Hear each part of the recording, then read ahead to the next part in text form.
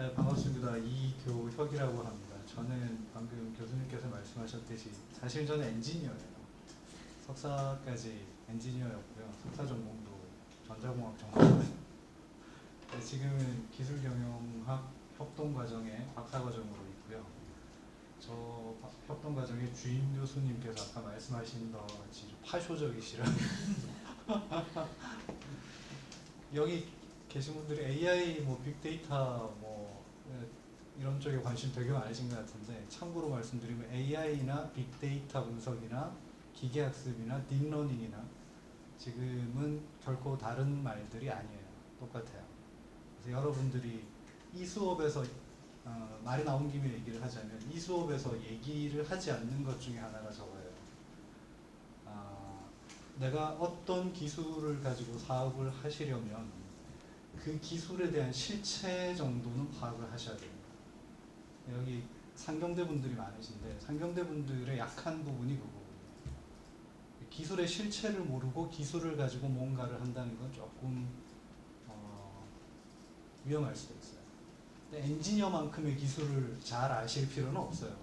그 기술의 구조가 어떠며 이게 무엇을 하는 기술이며 얘가 해줄 수 있는 완성도가 어디까지인지 이 정도는 아셔야 됩니다. 이 수업에서는 그 얘기는 하지 않을 거고요. 관심 있는 분들은 개인적으로 찾아보시거나 저 같은 사람을 찾아서 이렇게 물어서 하시면 될 것 같습니다. 수업을 시작하겠습니다. 이번 수업의 제목은 기술 예측인데요. 이번 수업의 목표는 4가지입니다. 기술 예측을 왜 해야 되나? 기술 예측이 뭔가? 그거는 어떻게 할 수 있나? 그리고 마지막으로 기술 예측과 사용되는 어떤 관계에 있을까? 첫 번째, 기술 예측을 왜 해야 되나를 얘기해 보겠습니다. 이 좌측에 보시는 것이 기존의 플레이어들이죠. 은행들, 호텔들. 오른쪽에 보시는 것이 핀테크에서 새로 스타트하는 스타트업들. 우측 하단이 에어비앤비 같은 애들. 얘네들 둘 중에 시간이 지나면 누가 이길까요? 극단적인 가정을 하나 해볼까요? 둘 중에 하나는 사라진다 라고 가정하면 둘 중에 살아남는 애가 왼쪽 오른쪽? 오른쪽? 왜? 왜? 왼쪽은 바본가? 왼쪽은 바본가? 오른쪽 애들이 막 전화를 치고 있을 때? 사실 저도 오른쪽에 한 표입니다. 그 이유는 수업을 하면서 얘기를 해보도록 하죠. 이게 지금 가로축이 연도고요. 세로축이 그 마켓시어라고 보셔도 돼요. 맨 밑에 있는 초록색이 핀테크 기업이 차지하고 있는 그 개인 대출 포션이에요. 기존의 플레이어들의 마켓 볼륨은 예나지나 크게 변하지 않죠. 밑에서는 이렇게 치고 올라오고 있어요. 지금은 물론 절대적인 규모가 인컴번트에 비해서 작지만 성장하는 속도는 비교할 수가 없죠. 스태티스타에서는 이렇게 예측을 했습니다. 2025년이 되면 P2P 랜딩 시장이 이만큼 커질 거다. 엄청난 숫자죠. 근데 얘들은 이 숫자를 어떻게 만들어냈을까요? 신기하죠? 그리고 이게 지금 그 에어비앤비와 기존에 있는 호텔들의 그 룸 개수 변화를 보여주고 있어요. 핀테크 쪽에서와 비슷하게 변화율 자체가 다르죠. 절대적인 크기는 아직 못 따라가지만 변화율은 비교할 수가 없습니다. 양쪽. 이거는 예측 자료가 아니고요. 실제 데이터예요. 2017년까지 에어비앤비가 이렇게 커져 왔답니다. 2017년 이후로는 어떻게 커질까요? 이 속도로 계속 커지면은 우주를 돌파할 것 같은데. 그래서 이 기술을 예측해야 되는 이유가 이렇게 시장이 계속 변한다는 거죠. 플레이어들도 변하고 새로운 기술도 나오고 그 기술이 아까 보신 바와 같이 그렇게 빠른 속도로 발전을 하고 그걸 잘 에스티메이션 할 수 있어야 이제 기술을 가지고 어떤 사업을 어떻게 할 건지를 예상할 수 있죠. 그리고 이거는 지금 R&D 비용의 시간 축에 따른 추이를 보여주고 있는데 R&D 비용은 계속 증가하고 있습니다. 이게 예전에는 기술이라는 게 혼자서 모든 걸 다 할 수 있는 정도였어요. 엔지니어 하나가 북치고 장구치고 다 해서 솔루션을 다 개발할 수 있는 정도의 상황이었는데 지금 상황은 전혀 그렇지가 않아요. 혼자서 할 수 있는 게 아무것도 없어요. 엔지니어 혼자서 할 수 있는 거는 피지 엔진. 그리고 그 기술을 개발하기 위해서 들어가는 리소스도 굉장히 많아지고 있죠. 제가 이 자료에는 지금 준비를 못했는데 실리콘밸리에서 AI 스타트업에 투자되는 투자 규모가 2017년도까지는 맥스가 수천억 단위였어요. 한 2, 3천억? 죽스라고 들어봤나요? 자율주행차 개발하는. 걔네가 제 기억으로 한 3, 4천억 정도 수준이었던 것 같아요. 2018년도에 단일 스타트업에 투자되는 투자 규모가 조 단위를 넘어섰어요. 실리콘밸리에서. 중국에서는 이미 넘어섰고 한국에서는 아직까지 한 2, 300억 단위 수준입니다. 1000억까지 아직 못 가고 있고요. 1000억까지도 한 300억 왔다 갔다 하는 것 같아요. 제일 잘 나가는 애들이. 기술 개발을 위해서 들어가는 돈은 지금 기하급수적으로 증가하고 있어요. 여기서 예측을 까딱 잘못하면 그 돈은 날리는 거죠. 그리고 제품 수명 주기도 점점 짧아지고 있습니다. 이거는 제가 두말할 필요 없겠죠. 휴대폰 지금 1년 만에 하나씩 나오죠. 그리고 기업 경쟁력이 예전에는 뭐 얼마나 제조를 잘하냐, 조직을 잘 갖추고 있냐 이런 거였는데 이제는 그게 아니에요. 무엇을 할 것인가를 찍는 게 그분의 점지를 받아서 무엇을 할 것인가가 가장 중요합니다. 그죠? 아까 교수님께서 말씀하신 사람들에게 가치 있는 서비스나 제품을 제공하는 것, 가치 있는 서비스나 제품이 뭔데? 이게 가장 중요하죠. 그죠? 그걸 잘못 찍으면 그 뒤는 해보나 말아야 돼요. 그렇지 않아요? 이건 개인적인 생각인데 애플 같은 경우가 그걸 가장 잘하는 것 같아요. 이게 저도 확인을 해보진 않았지만 저런 얘기가 있어요. 애플은 시장 조사를 안 한대요. 이게 맞는 건지 틀린 건지 진실인지 아닌지는 모르겠죠. 근데 그 얘기를 딱 들었을 때 저는 처음 들었던 생각이 애플은 더 이상 기술 회사나 무슨 뭐 이런 회사가 아닌 것 같아요. 저는 디자인 하우스 같아요. 디자인 하우스. 근데 디자인을 하려면 기술을 알아야 디자인을 할 수가 있거든요. 그래서 이게 무엇을 할 것인가를 가장 찍고 그 무엇을 할 것인가가 사람들에게 어떻게 받아들여지고 그 시장이 어떻게 발전해 갈 것인가 이걸 알아야 그 긴 여행에서 그 긴 여정에서 중간중간에 의사결정을 해 나갈 수 있죠. 그걸 하기 위해서 우리는 기술이 어떻게 발전할 것이며 왜 그렇게 될 것인가를 알아야 된다고 생각합니다. 또 하나가 불확실성이 커지고 있어요. 아까 잠깐 말씀드렸죠. 기술의 완성도가 어디까지인지 잘 몰라요, 사람들이. 그리고 이 기술이 내가 서비스하고자 하는 이 제품이나 서비스에 적합한 기술이냐, 완성도가. 이런 것도 잘 모르고, 이 기술을 둘러싸고 있는 온갖 변수들도 사회적으로 굉장히 많이 변하고 있고. 그렇기 때문에 더더욱 우리는 예측을 잘 해야 됩니다. 시시각각 예측도, 오늘 한 예측도 한 달 뒤에 수정해야 될 수도 있어요. 상황이 변하면. 한 달 만에 상황이 변할 수도 있습니다. 실제로 그렇게 됩니다. 그래서 이 기술 예측의 중요성에 대해서 되게 구루라고 불리우시는 경영학에서 레빈사르 마치가 컴피턴시 트랩이라는 얘기를 했죠. 이건 뭐냐면은 호텔들 아까 내가 하던 거가 익숙하니까 하던 것만 계속하는 거예요. 딴 걸 안 하고 이미 나는 여기에 있어서 잘 해왔고 지금도 잘하고 있다고 착각하고 있습니다. 티스 교수님께서는 다이나믹 케이퍼빌리티, 네가 하던 것만 하면 안 되고 네 조직 자체를 다 바꿔서 새로운 환경에 어댑테이션 시켜가야 돼. 그 역량이 없으면 너는 도태될 거야. 라는 얘기를 하고요. 저 두 얘기를 버무려서 크리스텐센 교수가 파괴적 혁신이라는 얘기를 했죠. 파괴적 혁신이라는 게 별건 아니에요. 이런 거예요. 여기 지금 보시면은 파란색 선이 기존의 플레이어들이에요. 이게 시간이고요. 이게 기술의 퍼포먼스예요. 이게 새로 스타트업, 새로 시작하는 애들, 새로운 기술로 새로운 패러다임을 만들어가는 애들. 여기가 지금 유저들이 만족을 느낄 수 있는 레벨이에요. 얘가 기존에 하던 대로 계속 가면 얘가 지금은 조금 퍼포먼스가 떨어질지라도 언젠가는 이 라인을 뚫는 순간 얘는 망합니다. 뭐 파괴적 혁신 이론이 별게 아니에요. 딱 이 한마디로 얘기할 수 있어요. 그거에 의해서 망해간 제품들이죠. 코닥이 디지털 카메라를 가장 먼저 개발한 거 아세요? 네. 다 망해가요. 이렇게. 그래서 이렇게 기술 예측을 우리는 해야 되는데 이게 뭔지는 알고 해야겠죠?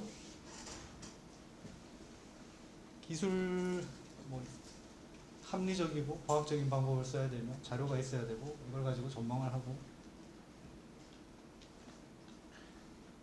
내가 타겟팅하고자 하는 기술이 시간의 흐름과 함께 어떻게 변해갈 것인가를 추적이 아니고 예측하는 거예요.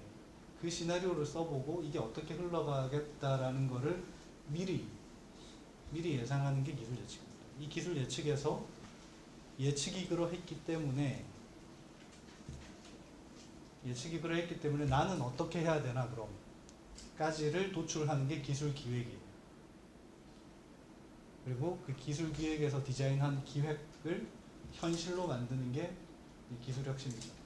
기술 혁신은 어느 날 하루아침에 이렇게 뚝딱 나오는 건 아닙니다. 뭐 지도로서의 역할을 한답니다. 의사결정의 역할을 한답니다. 의사결정 역할, 이게 저는 의사결정 역할이 가장 중요하다고 봐요. 의사결정을 해야 되잖아요. 내가 뭘 할 거냐, 언제 무엇을 어떻게 할 거냐, 뭐 이런 것들을 의사결정해 나가야죠. 기술 예측의 분류에는 규범적 방법과 탐구적 방법이 있다고 합니다. 규범적 방법은 목표 지향적 예측, 찍어놓고 저렇게 될 거야 라고 찍어놓고 저렇게 되기까지는 어떻게 흘러갈 것인가를 예측하는 게 이제 현재의 시점을 기준으로 저기를 딱 찍어놓고 가는 게 규범적 방법이고요. 탐구적 방법은 현재를 기준으로 내 과거의 히스토리를 보고 그 연장선에서 이제 올라가는 게 탐구적 방법이라고 하고요. 정성적 방법은 말 그대로 그 정성적인 겁니다. 브레인스토밍 같은 거예요. 정량적 방법은 데이터를 보고 추정해 나가는 거예요.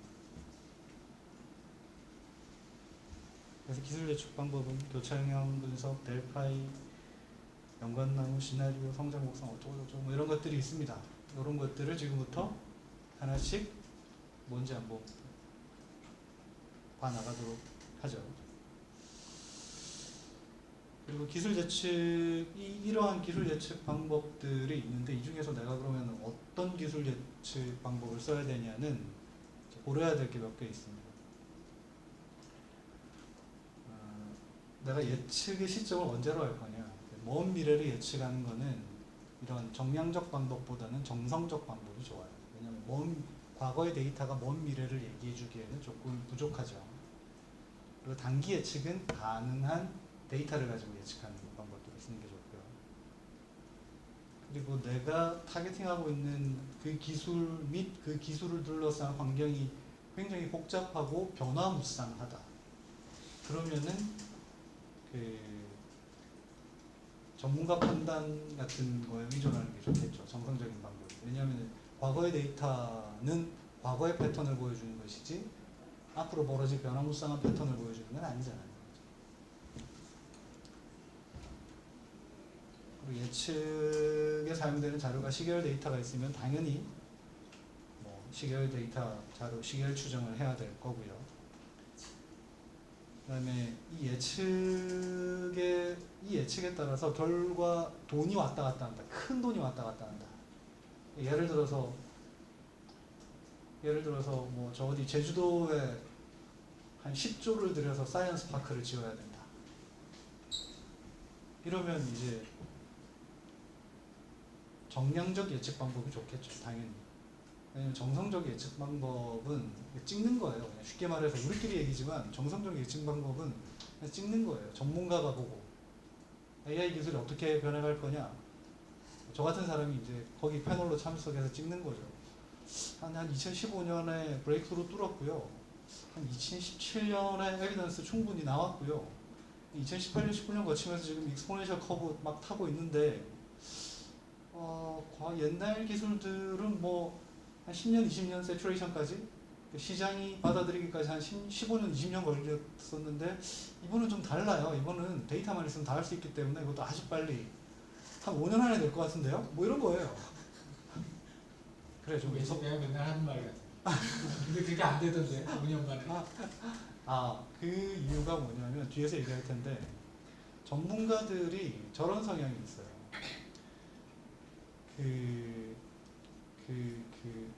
뭐 이거 좀 단기간 예측. 그러니까 예를 들어서 한 5년 뒤, 뭐 이렇게 짧은 시간 뒤에 어떻게 될 것 같니? 이렇게 물어보면은 경향이 그 5년까지 안 걸려요. 한 2, 3년이면 끝날걸요? 라고 얘기를 해요. 왜냐하면 기술을 너무 잘하니까. 왜냐면 내가 생각해보면은 내가 저거 하면 한 2, 3년 안에 끝날 것 같거든. 그래서 그런 경향이 있고요. 그다음에 좀 장기적이고 아주 좀 모호한 기술들 있잖아요. 그런 기술들에 대해서는 굉장히 비관적이에요.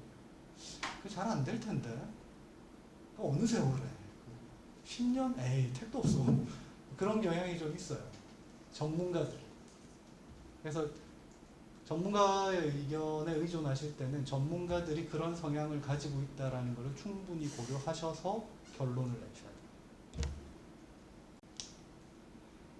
그리고 뭐 당연한 얘기겠지만 기술 예측하려면 돈과 시간이 들어가죠. 내가 가지고 있는 돈과 시간이 어느 정도인지 봐서 현실로 타협을 해야죠. 기술 예측의 요소는 예측 시기, 대상 기술, 특성, 실현 가능성. 예측 시기가 명확해야 된다. 나중에 시간이 이런 애매모호한 말 말고 3년 뒤에, 5년 뒤에, 10년 뒤에. 예측 대상 기술도 마찬가지로 명확해야 됩니다. 프로그램 데피니션이 명확해야 됩니다. 여러분들 모든 일이 그렇지 않습니까? 모든 일의 시작은 프로그램 데피니션. 그게 뭐 사업이든 기술 개발이든 뭐 시험 준비도 마찬가지고 저는 그렇게 생각하는 거예요. 프로그램 데피니션이 명확하지 않으면 그 뒤는 그죠? 내가 뭘 할지도 모르는데 문제가 뭔지도 모르는데 뭘 해? 그렇잖아요. 문제가 명확해야 돼요. as concrete as possible. 그 기술이 어떤 특성을 가지고 있는지, 그 기술이 어떤 가치를 제공해 줄 수 있는지, 유저 베너핏이 뭔지, 그 기술의 정의 자체도 명확해야 되고 이 기술이 가져다 주는 베너핏도 명확해야 돼요. 지금 하고 계신 기술을 비교를 해서 보면 어떠세요? 업체 PR도 좀 하시고. 업체 PR을 참고로 저는 그 딥러닝을 이용한 영상 분석과 빅데이터, 아까 말씀드렸죠. 영상 분석과 빅데이터 분석은 결코 다른 게 아니에요. 음성 인식도 마찬가지예요. 제가 예전에 아무튼 그렇습니다. 저는 그 영상 분석과 빅데이터 분석을 써서 플랜트 팩토리 환경에서 운영 효율을 높여줄 수 있는 솔루션을 개발하고 있습니다. 예를 들면 분량을 잡아낸다거나 제조 공정을 최적화해서 품질을 향상시킨다거나 예를 들면 그런 일들을 하고 있습니다. CCTV 카메라 분석해서 불난 거 빨리 캐치해오고 이런 거.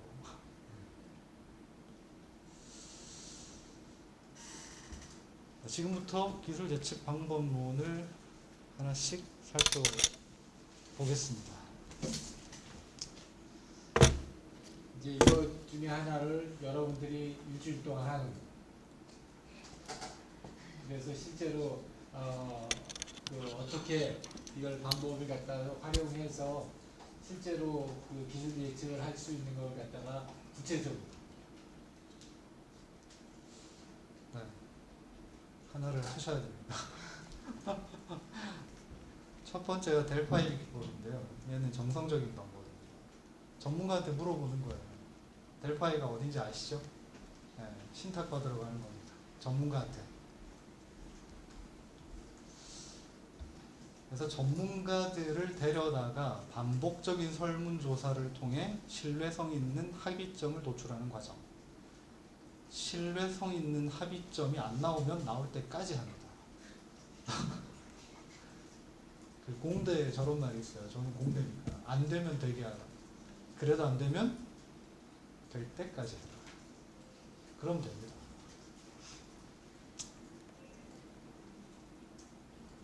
그 특징으로는 전문가들이 독립적으로 동등한 입장에서 의견을 제시해야 되고 전문가들끼리 잘 몰라야 돼요.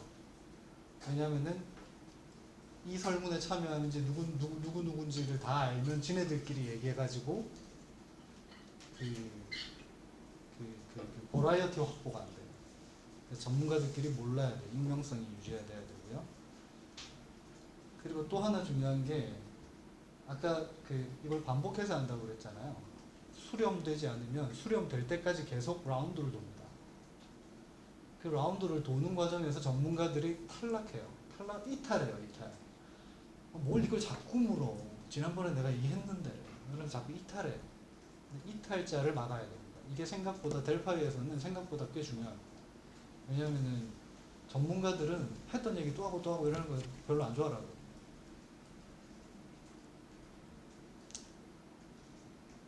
다 했던 얘기죠.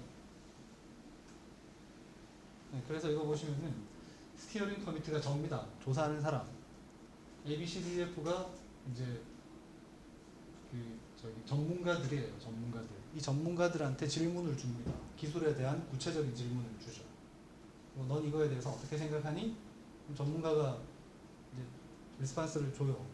그러면은 쫙 걷어서 전문가들이 준 이 다양한 리스판스의 경향을 분석합니다. 대체로 같은 의견인가?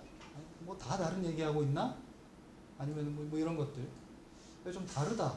전문가들이 좀 공통적인 얘기를 하지 않고 지각각이네? 이러면 뭘 하냐면은 다음 라운드로 넘어갑니다. 다음 라운드에 넘어갈 때는 이제 저거를 하죠. 1라운드에서 내가 조사해봤더니 너처럼 전문가들 여러 명이 너 같은 전문가 여러 명이 준 데이터가 요 정도야 라고 보여주고 설명해줘. 그러면은 그걸 받은 전문가는 그걸 보고 내가 잘못 생각했나? 역시 내가 맞았지. 아니야, 이거 지금 대부분 전문가들이 잘못 생각하고 있어. 내 의견을 끝까지 고집할 수도 있고. 그런 식으로 각 라운드의 데이터들을 분석해서 그 분석한 결과를 전문가들한테 돌려주고 다시 설문, 똑같은 설문 다시 진행합니다. 이 라운드를 데이터가 수렴할 때까지 반복합니다. 이게 델파입니다. 몇 라운드나요? 네? 의견 수렴할 때까지? 수렴할 때까지. 계속 잘할 때까지. 잘할 때까지. 그러나 우리는 돈과 시간이 제한적이죠.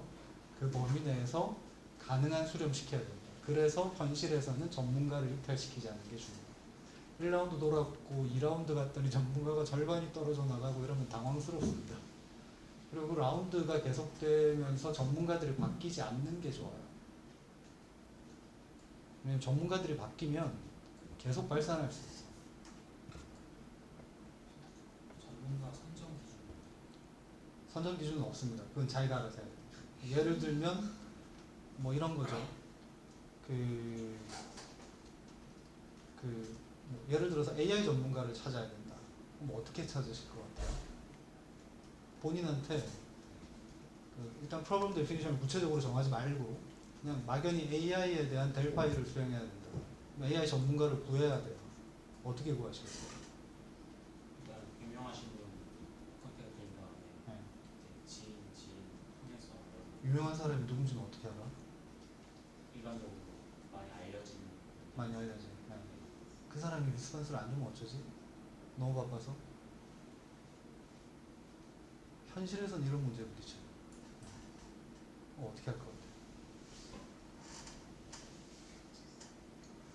제일 좋은 방법은 물량이에요. 물량. 예를 들면 이제 저 같으면 그렇게 하겠어요. 그 AI 관련된 저널을 뒤져요. 그리고 그 저널에 등록된 저자들 싸그리 긁어모읍니다. 볼륨이 어마무지하게 나올 거예요, 그죠? 그러니까 내가 뭔가 될 바에 하겠다고 리퀘스트를 던지면 저 사람이 반드시 리스판스를 줄 거라고 생각하지 마세요. 뭐 경우에 따라 다르겠지만 단언컨대 태반이 안 줄 거예요. 그러니까 일단 뿌려야 돼요. 일단 전문가 리스트를 확보하는 게 가장 중요해요. 전문가 리스트를 이따시만큼 확보하고 그냥 확 뿌려버려요. 그죠? 볼륨이 중요해요. 그리고 근데 이 방법은 이제 그 조금 이렇게 해도 된다. 이 기술은 워낙 잘 알려진 기술이고 워낙 일반적으로 지금과 같은 AI 잘 알려져 있잖아요. 이미. 그죠? 이러면 되는데 그게 아니라 잘 알려져 있지 않은 아주 특이한 분야의 모식이다. 그러면 아까 얘기하신 그 방법이 맞을 수도 있어요. 혹은 그 두 개를 병행해야 될 수도 있고요. 혹은 그 방법에 의해서 내가 잘 아는 전문가를 찾아가서 이 사람한테 또 사람을 소개받고 이렇게 소개받은 사람들은 직접 찾아가서 중간 이탈을 막기 위해서 릴레이션십을 형성하고 끝까지 끌고 가야 될 필요가 있을 거고 나머지는 그냥 메일 확 뿌려서 볼륨 확보하고 이래야 될 수도 있겠죠. 케이스 바이 케이스에 따라서 다릅니다. 정해진 건 없어요.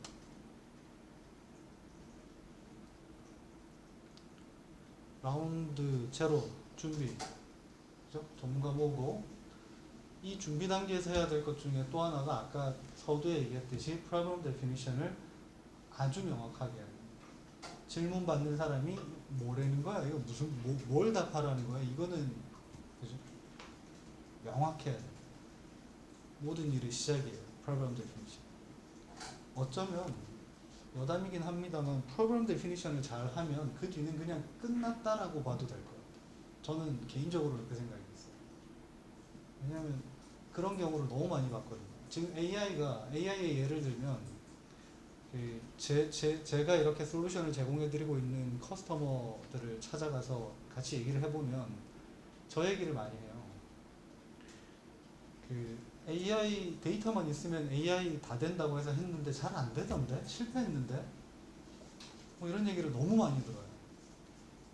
근데 그게 왜 그 사람이 그 결론에 도달했는지를 이렇게 계속 파보면 뭐가 나오냐면 10중 8군 이렇게 진행합니다. 야, 우리 지금 MIS, 아까 여기 MIS 수업 보여드렸죠? 네. 우리 10년 전에 MIS 구축하고 데이터 10년 동안 쌓아놨잖아. AI는 데이터만 있으면 다 된다며. 야, 전문가 데려와서 3개월 안에 해결해. 굉장히 삼성다운. 그러니까 이러니까 안 되는 거예요. 제가 방금 한 얘기에 프로그램 데피니션이 있었나요? 없잖아요. AI는 특히 AI는 그래요. 특히 AI는 AI를 적용하기 위해서는 프로그램 데피니션이 명확해야 돼요. 아주 명확해야 돼요. 모호한 게 있어서는 안 돼요. 왜냐하면 그 프로그램을 풀기 위해서 어떤 데이터가 필요한지를 또 정의해야 돼요. 데이터 드리븐 knowledge extraction AI잖아요. 문제가 뭔지도 모르는데 내가 그 MIS 10년 동안 쌓아놓던 그 데이터 다 쓰레기일 수도 있어요. 그럴 수도 있어요. 프로그램 데피니션을 안 하고 데이터를 쌓았거든. 그래서 들어가 보면은 프로그램 데피니션 하고 나면은 그 기존에 있는 데이터들은 그냥 다 버립니다. 다 버리고 그 중에 일부 건지고요. 데이터를 다시 모읍니다. 그래야 성공합니다. AI가 무슨 만병통치약이 아니에요. 자, 그래서 이렇게 수렴할 때까지 라운드를 계속 반복합니다. 다 얘기했죠?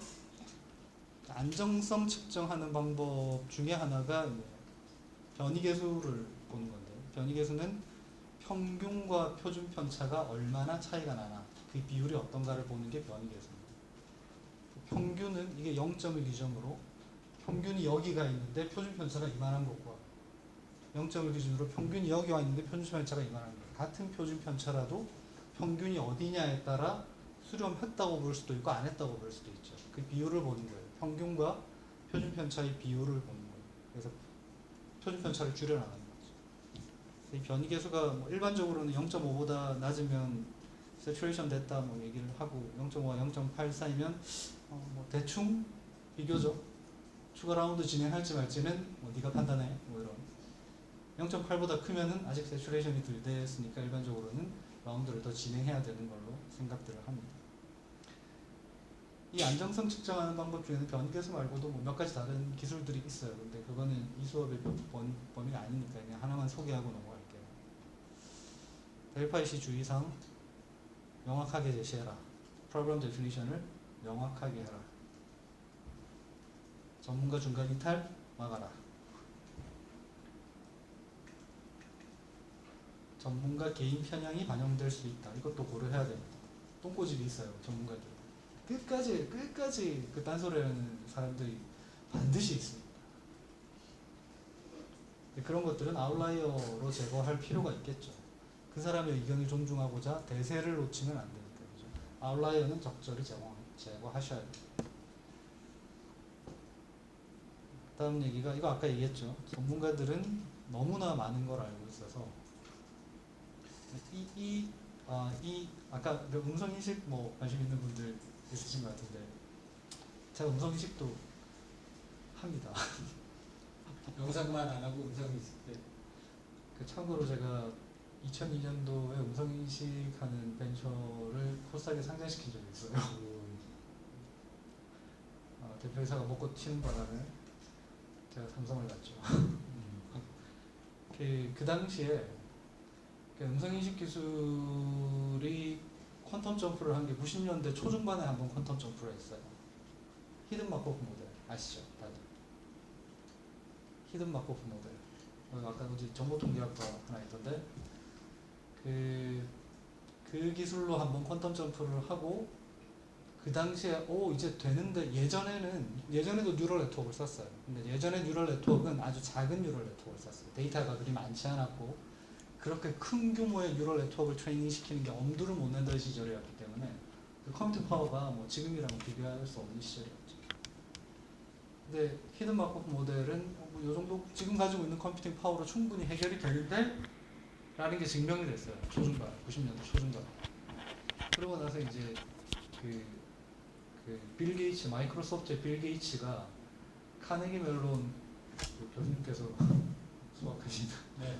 카네기 멜론 대학 출신 중에 중국인 카이푸리라는 음성인식계를 한때 휘저으셨던 전설과도 같은 인물이 있어요. 90년대, 그다음 2000년대 초반까지 마이크로소프트가 이 사람을 불러요. 어마무지한 돈을 주고 불렀다고 합니다. 그러면서 빌 게이츠가 뭐라 그랬냐면 내가 10년 안에 윈도우에서 키보드를 없애줄게. 기술 예측 잘못했죠.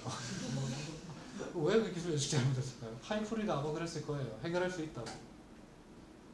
카이푸리가 그랬을 거라고 저는 추정합니다. 카이푸리가 할 수 있다고 얘기하지 않았으면 빌 게이츠가 그렇게 했을 리가 없잖아요.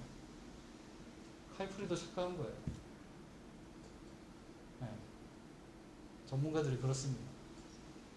카이푸리는 지금 중국으로 돌아가서 벤처 캐피탈, 중국에서 뭐 규모가 어마무지한 벤처 캐피탈을 하고 있더라고요. 자기는 빌 게이츠한테 사기쳐놓고. 그리고 델파이는 가설일 뿐이죠. 이걸 검증하기 위해서는 시간을 가지고 기다려야 됩니다. 내가 예측했으면 끝은 봐야죠. 내가 예측한 게 맞나 틀리나. 그리고 중간 과정에서 뭔가 환경이 변하면 예측이 또 달라져야 될 수 있어요. 델파이도 다시 해야 될 수도 있어요.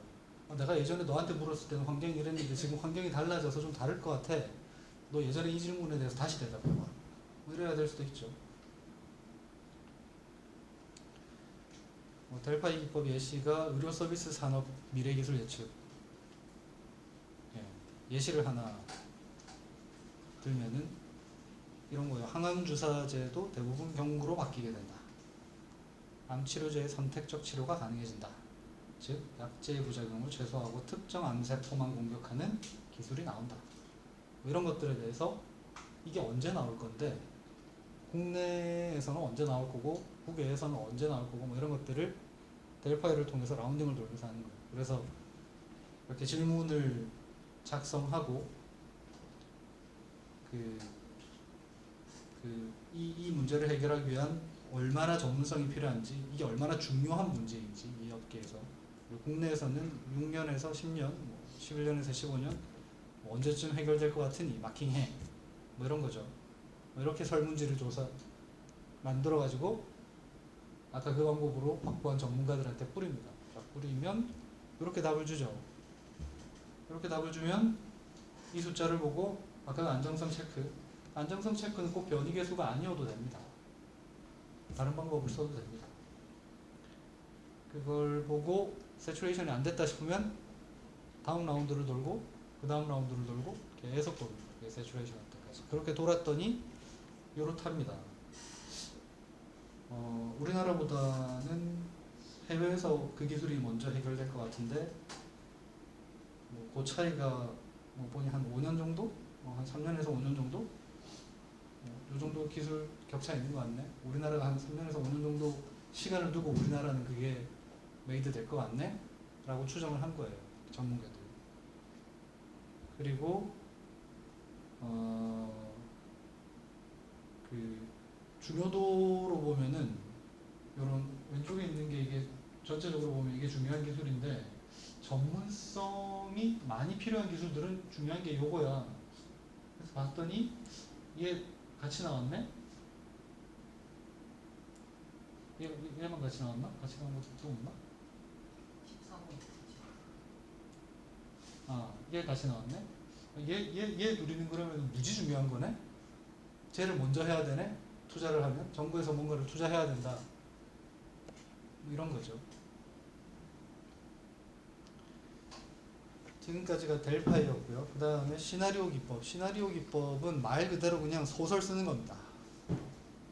마이클 포터가 뭐 이런 얘기를 하고 슈왈츠가 이런 얘기를 하고 뭐 누가 이런저런 얘기를 했다는데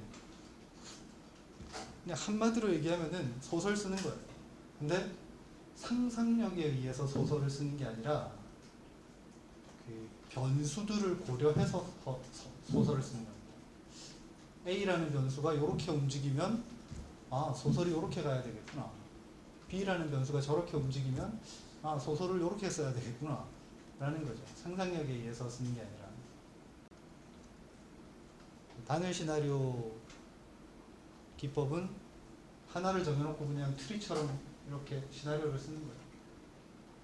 테러리스트들이 어쩔 거다, 전투기로 올 거냐, 여객기로 올 거냐, 충돌할 거냐, 폭탄 이렇게 하나씩 내려가는 게 이제 상정해놨죠. 퓨처 백워드죠. 퓨처를 찍어놓고 백워드로 이제 가는 거예요. 이 반대가 이제 퓨처 포워드인데, 퓨처 포워드는 아까 말씀드린 대로 이런 거예요.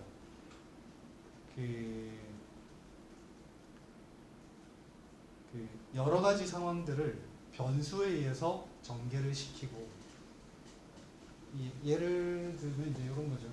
이게 미국의 영유아 수유 방식이 어떻게 변화할 거냐, 엄마들이 애 젖 먹이는 게 어떻게 변할 거냐, 직접 내 몸을 써서 먹일 거냐, 아니면은 그냥 뭐 이런 분유 같은 거 사다가 뭐 이렇게 사서 먹일 거냐, 아니면 집에서 그걸 만들어서 먹일 거냐, 아니면은 밖에서 그냥 사올 거냐에 따라서 시나리오를 이렇게 바꾼 거예요. 요렇게 되면은 아마 요렇게 될 걸, 요렇게 되면 아마 요렇게 될 걸 이라고 게싱하는 거죠. 이거는 게싱인데 이거하고 이거는 전제 조건이죠. 전제 조건이 있는 게싱이에요. 그래서 시나리오 기법을 하려면 첫 번째 해야 될 게 무엇을 의사결정을 할 것인가. 똑같은 거죠. Problem definition입니다. Problem definition 해야 돼요. 두 번째는 이 프로그램에 대한 시나리오를 몇 개 썼다고 칩시다. 아까 몇 개 나왔잖아요. 그죠? 이렇게 움직일 때 이렇게 될 걸, 저렇게 움직이면 저렇게 될 걸, 뭐 이렇게 몇 개 시나리오 썼잖아요. 그 시나리오 쓰고 나면은 그 중에 어떤 시나리오가 가장 그럴듯한 시나리오인가? 그걸 알아야 그 시나리오에 대한 대응을 할 거예요. 그게 2번입니다. 의사결정이죠. 의사결정하려면 다 했다 치고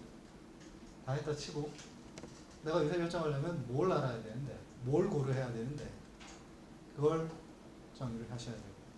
세 번째가 처음과 마지막을 이제 짚었죠. 중간이 이거예요. 시나리오를 쓰기 위해서는 뭘 고려해야 되나? 이 시나리오에서 중요하게 변수로 작용하는 게 어떤 애들인가를 뽑아야 되고요. 그리고 여러 개의 시나리오가 나왔으면 이 중에 프로버블한 시나리오는 뭔가? 이 의미 있는 시나리오를 정의하기 위해서는 2번도 일정 부분 연계가 되죠. 그러고 나서 뭐 시나리오를 씁니다. 주저리. 여기서부터는 소설이죠. 근데 리즈닝인데, 그러니까 시나리오 기법에서 중요한 건 리즈닝. 왜? 네가 왜 그 결론에 도달했는지를 백업할 수 있어요. 리즈닝이 안 되면은 그냥 정말 소설입니다. 리즈닝이 되면 시나리오고요. 리즈닝이 안 되면 그냥 소설이에요. 판타지. 그리고 마지막이 대응 전략 수립. 그래서 어떻게 할 건데? 여기가 의사결정이죠.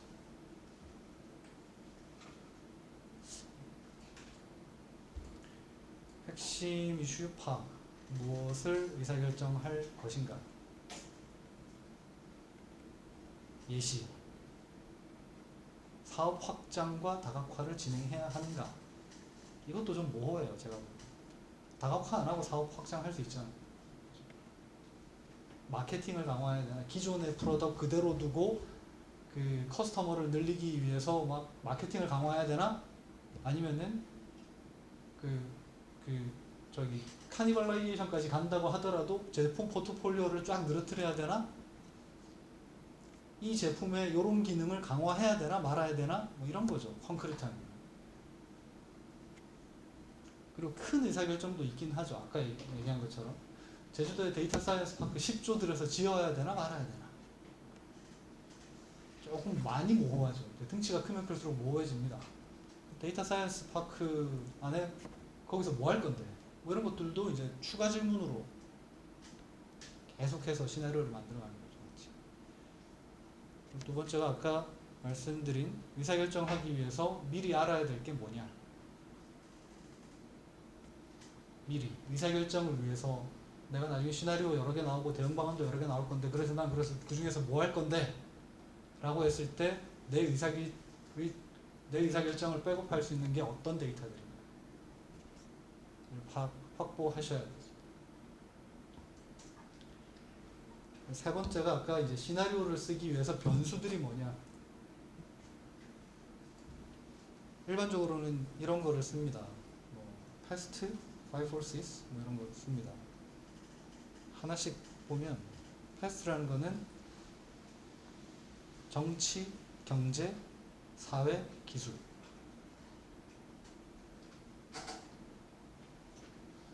내가 예측해야 될 기술을 둘러싸고 있는 정치, 제도, 규제, 법규.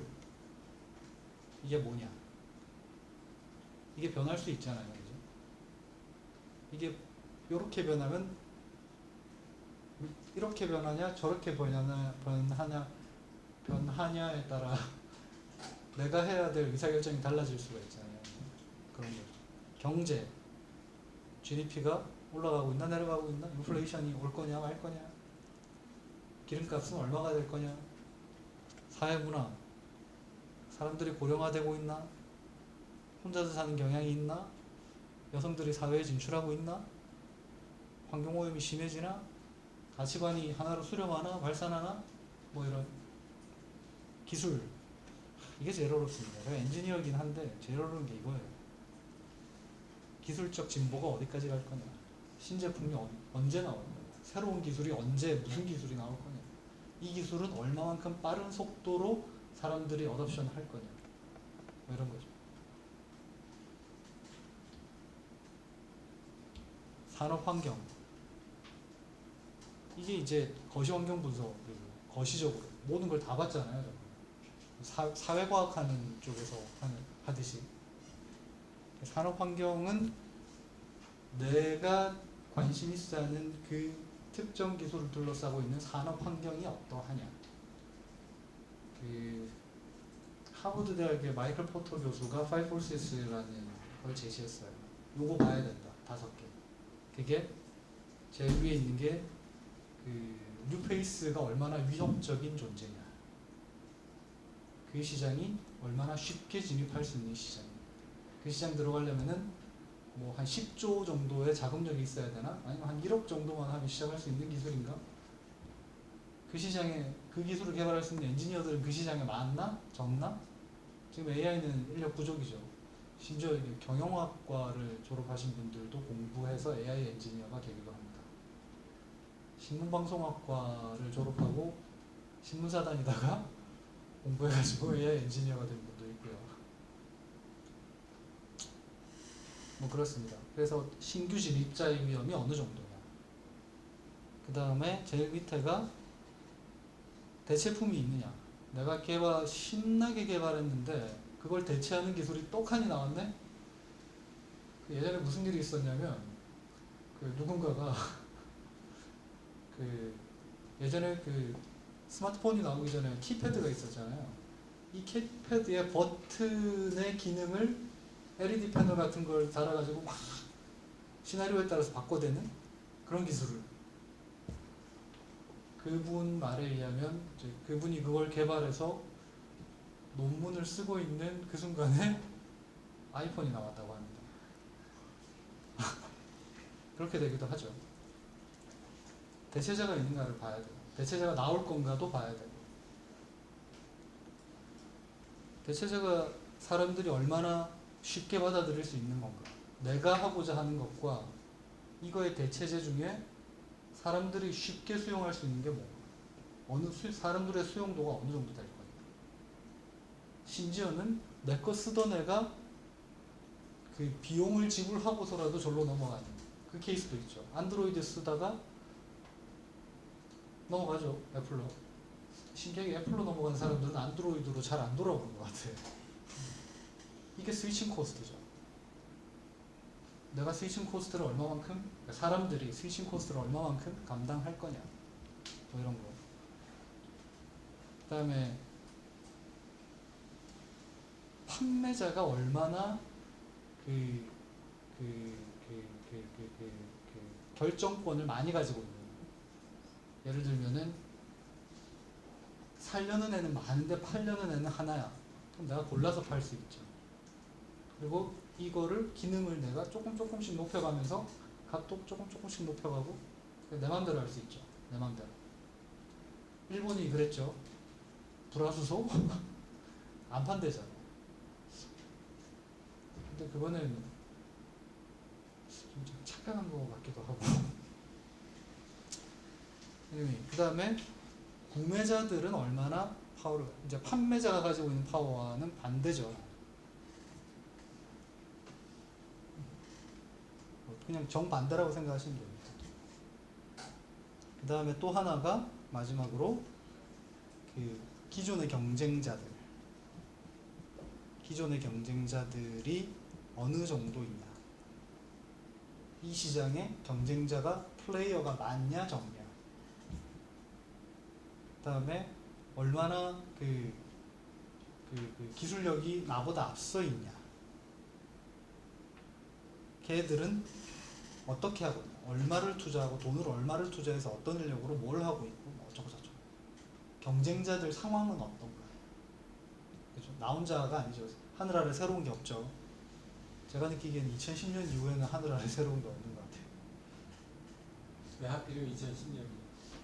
2010년, 정확하게 얘기하면 2010년이 아니라 그거보다 좀 빠른데요. AI 기술이 여러분 어느 날 딥러닝 기술이 어느 날 한순간 툭 나왔다고 생각하세요? 이론적인 백그라운드는 1986년에 끝났어요. 1986년에 딥러닝의 이론적인 백그라운드는 다 나와 있었어요. 그걸 현실로 보여준 과정이 1986년부터 시작해서 2015년 마이크로소프트가 레지넷 발표하면서 이미지넷 한 번씩들 들어보셨죠?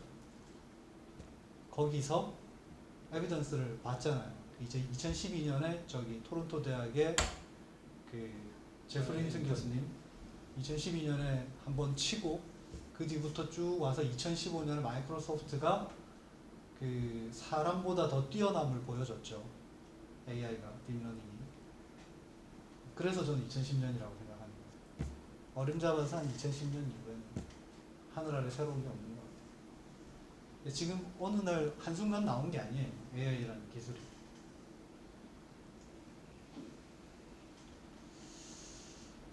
그 다음에 시나리오를 선정합니다. 여기서 이제 앞에서 변수 설정했죠. 환경요인파, 패스트랑 파이폴시스를 통해서 변수를 설정해야 됩니다. 내가 개발하고자 하는 이 기술의 시나리오를 씀에 있어서 중요하게 작용하는 변수들이 뭔가 찍어야 됩니다. 그 찍는 것도 리즈닝이 돼야 됩니다. 그냥 패스트 파이폴시스 해놓고 그냥 난 이거 여기 찍을래 끝 이게 아니라 내가 왜 그걸 찍어야만 하는지, 내가 왜 그걸 고려해야만 하는지를 리즈닝 하셔야 됩니다. 그러고 나서 시나리오를 쓰는 거죠. 예를 들면 얘는 시장, 경쟁, 제품 이렇게 찍었네요.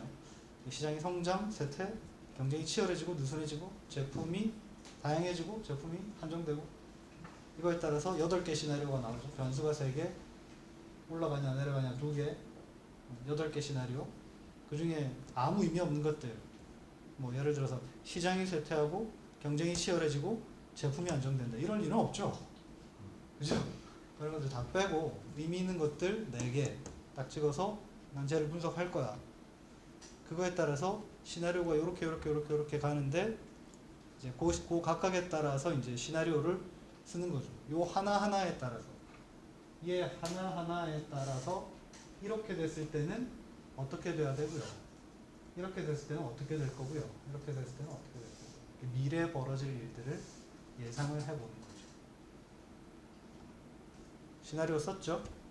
그러고 나서 대안을 도출합니다. 각각에 대해서. 이렇게 갔을 때 우리는 뭐 해야 되고, 이렇게 갔을 때는 뭐 해야 되고, 이렇게 갔을 때는 뭐 해야 되고. 아, 이게 아니군요. 이렇게 갔을 때 우리는 뭘 해야 돼요? 이렇게 갔을 때는 어떻게 해야 돼요? 이렇게 갔을 때는 어떻게 해야 돼요? 그거를 뭐 예를 들면 신제품 개발을 한다 안 한다, 빨리 한다, 상황 봐가면서 값싸게 한다, 최고 대안이 쭉 나옵니다. 우리가 선택할 수 있는 모든 대안을 도출해야 돼요. 대안을 도출해놓고 그 대안과 시나리오와의 관계, 시나리오가 이렇게 갔을 때는요, 우리 요거 2개 중에 하나 선택하면 돼요.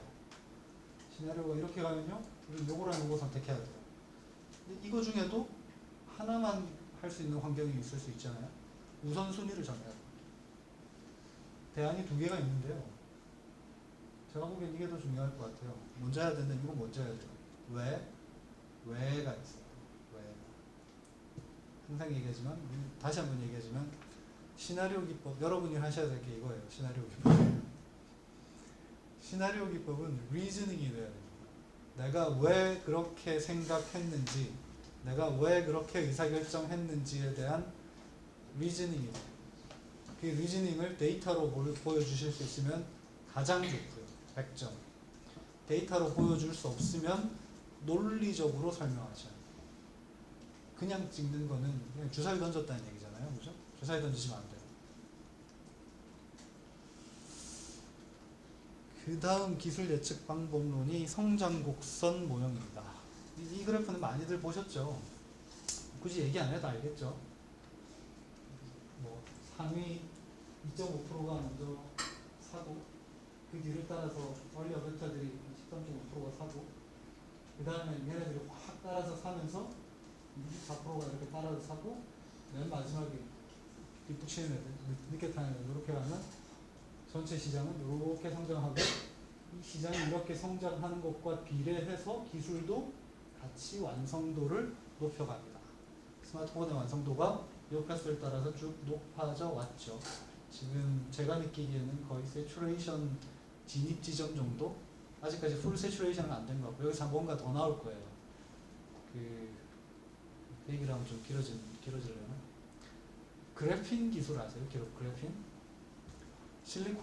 실리콘보다 100배 더 빠른 반도체 기술. 그 스마트폰의 가장 취약점이 뭐예요? 컴퓨팅 파워가 너무나 약해요. 컴퓨팅 파워, CPU가 후져서 뭘 할 수가 없어요. 딥러닝, 컴퓨테이셔널 파워 어마무지하게 없거든요. 그 알파고가 제온 CPU 1300개 썼어요. 근데 그래핀이 반도체를 대체하게 되면 요런 커브가 다시 시작되겠죠. 그죠? 그래핀이 여기서 올라오고 있는 거예요. 지금. 그럴 수도 있고 아닐 수도 있고. 실제로도 과거 데이터를 보니 라디오가 이게 지금 1910년대부터 2000년대까지 라디오, TV, 칼라 주기가 점점 좁아지죠. 여기서 여기까지 가는 주기가 점점 좁아지고 있죠. 기술 수용 주기는 짧아지고 있습니다. 이게 왜 그러냐면은 기술 개발 속도가 너무나 빨라요. 하루가 멀다 하고 새로운 기술이 나오니까 계속 새로운 것들을 배워야 되는 거죠. 이 성장 곡선 모형을 이렇게 얘기하기도 합니다. 이게 이제 그 왼쪽이 이 특정 시점에서 새로 진입하는 뉴 어댑터들이에요. 그래서 이노베이터들, 그 이제 리드 유저라고 하기도 하고, 그 다음에 얼리 어댑터라고 하기도 하고, 이노베이터라고 하기도 하고, 그 이름이 뭐가 됐든 간에 그런 사람들 있잖아요. 뭔가 새로운 게 나오면은 그냥 바로바로 써보는 사람. 심지어 어떤 사람들도 있냐면 새로운 게 나오지 않았는데 내가 스스로 새로운 프로토타입을 만들어서 내가 쓰는 사람들도 있어. 심지어 그런 사람들이 이 사람들이 초장에 확 들어왔다가 쑥 빠지죠. 빠지는 게 아니라 숫자가 줄어들죠. 이미 했으니까. 그죠? 그 다음에 이제 이미테이터들이라는 게 남들 하는 거 보고 남들이 쓰는 거 보고 좋네? 그걸 따라 씁니다. 이 이미테이터들 숫자는 요렇게 변해요. 요렇게 이 둘을 합치면 요 선이 되는 거죠. 이 선을 가로축으로 적분하면 이렇게 되죠. 전체 시작. S 곡선은 이렇게 나온 거예요. 그래서 그 S 곡선을 기술의 S 성장 곡선을 모델 그러면은 컨셉은 알겠는데 이 그래프를 어떻게 그려야 되나 그럼? 를 연구한 게 이제 이런 것들이 있어요. 여기 예시된 것만 해도 10가지인데 이거보다 훨씬 많습니다. 이게 뭐냐면 저 S 곡선을 그냥 수학식으로 표현하려면 그 수학식이 뭐가 돼야 되나? 어떤 사람은 이런 수학식으로 표현해야 돼. 아니야 이게 더 맞아. 아니야 이게 더 맞아. 이게 더 맞아. 이게 더 맞아. 다 지가 맞대. 그럼 이게 뭐 써야 돼요? 우리는? 미리 말씀드리지만 이 수식을 이해하는 게 이번 수업의 목표는 아니에요. 이런 게 있다라는 걸 여러분들이 대학원 가시면 이건 하셔야 될 거예요. 보여드리기 위해서. 그럼 이 중에 우리 뭐 써야 돼요? 여러분들이 하셔야 될 거는 지금 학부에서 하셔야 될 거는 이 디테일을 알면 가장 좋아요. 근데 이 디테일을 알기보다는 가장 먼저 해야 될 게 아까 말씀드렸잖아요. Problem definition 하는 법을 배워야 돼요. 그리고 그 문제를 푸는 법을 배워야 돼요. 이런 게 있으면 왜 이건 갖다 쓰면 되잖아. 그냥. 뭔지 잘 모르겠지만 뭔가 있대. 그럼 갖다 쓰면 되잖아. 그럼 어떻게 갖다 쓸 건데? 이걸 여러분들은 생각하셔야 돼요. 흔히들 이런 것들을 먼저 생각 안 하고 신나게 막 수식 풀고 하는데 제일 중요한 건 그겁니다. Problem definition. Problem definition을 하고 그 문제를 풀기 위해서는 어떤 기술들이 필요하며 그 기술들이 어디까지 해줄 수 있으며 내가 그 중에 뭘 써야 되는데 이것도 마찬가지잖아요. 뭘 쓸 건데. 이게 중요한 거예요. 사실은. 일반적으로 얘기하기는 정답은 없어요. 왜냐하면 제품마다 그 커브가 다 다르거든요. 근데 일반적으로 얘기하기는 얘가 제일 잘 맞다고 얘기해요. 곰페르츠. 요 순서가 일반적으로 잘 맞더라 라는 순서라고 보시면 돼요. 근데 이 순서조차도 절대 진리는 아니죠. 당연히.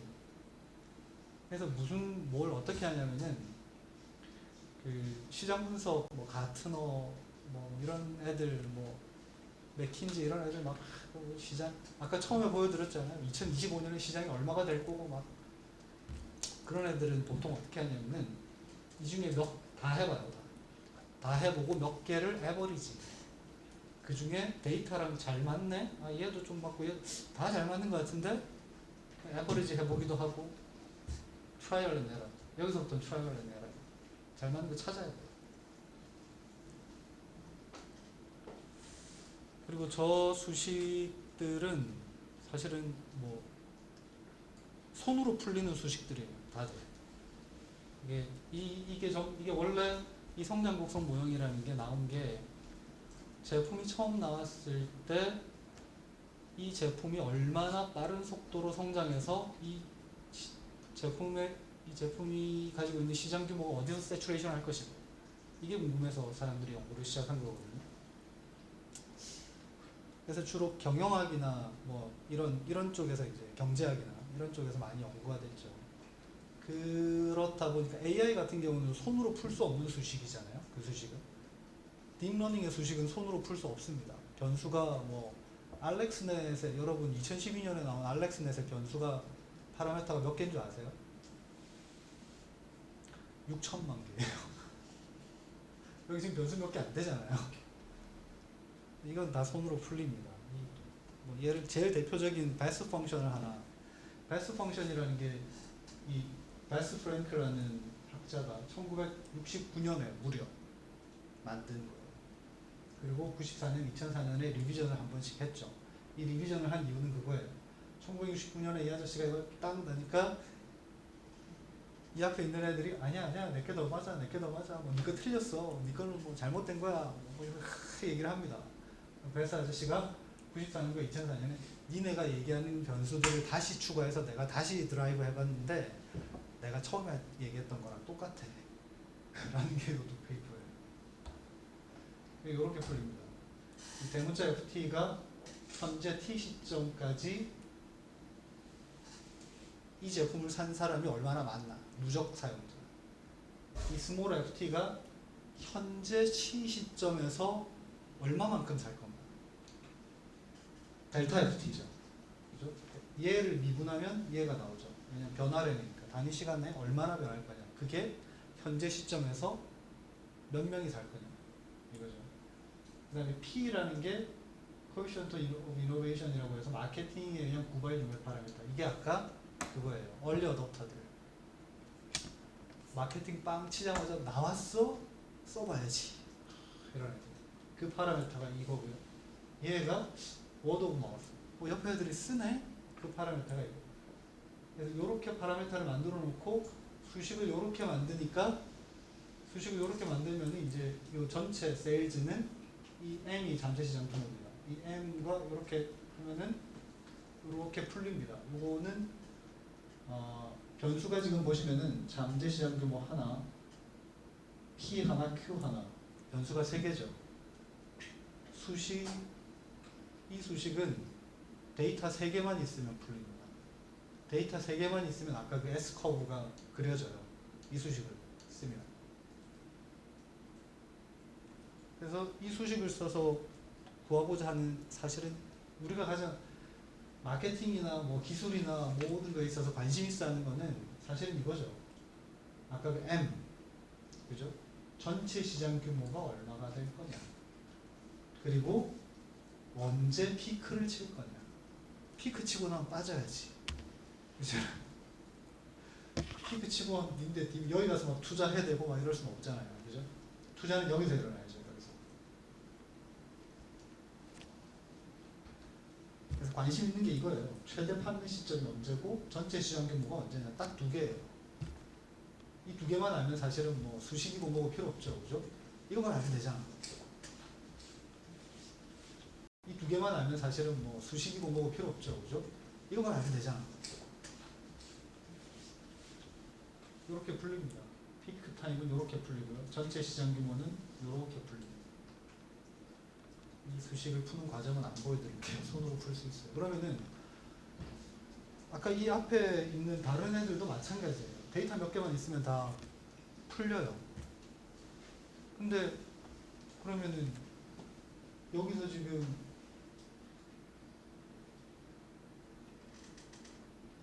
데이터 시장 데이터 그러면은 자 지금부터 판매 시작, 마케팅 시작하고 뭐 예를 들어서 일주일 단위의 판매량 예측을 하고 싶다. 그럼 일주일 뒤, 2주일 뒤, 3주일 뒤 뭐 3개 데이터만 있으면은 다 되나요? 끝나나? 그 뒤는 안 해봐도 되나? 내가 데이터가 3개만 있으면 이 3개 가지고 ES 커브 그릴 수 있어요. 그렸겠죠. 근데 내가 데이터를 이만큼 모았어요. 그럼 어떻게 해야 되지? 그럼 어떻게 해야 돼요? 내가 만약에 베스트 펑션을 써서 마켓 에스티메이션 한다. 각 시점에서 다 해봐요. 그죠? 그것도 하나의 방법이죠. 맞아요. 일반적으로는 아까 그 변수가 3개였잖아요. 이 변수 3개를 개념적으로는 이 변수 3개를 조절해 가면서 현재까지 나온 데이터와의 에러를 미니마이즈 시키는 쪽으로 변수를 설정합니다. 리그레션과 똑같죠. 그죠? 일반적으로는 그렇게 설정합니다. 그리고 이 에스티메이션은 초창기의 에스티메이션 하는 게 중요해요. 이미 기술이 이 시점을 타고 넘고 있는데 그럼 뭐 에스티메이션 해봐야 그죠? 미리 알아야지. 여기서 미리 알아야 될 거예요. 그러니까 뭔가 시장이 딱 시작되면 마케터들이 제일 먼저 하는 게 이거예요. 가트너, 뭐 맥킨지, 뭐 보스턴 컨설팅 얘네들이 제일 먼저 하는 게 야 뭔가 왜냐면 그걸 빨리 해야 자기네들 장사가 되니까 그거 가지고 장사하는 거예요. 실제로.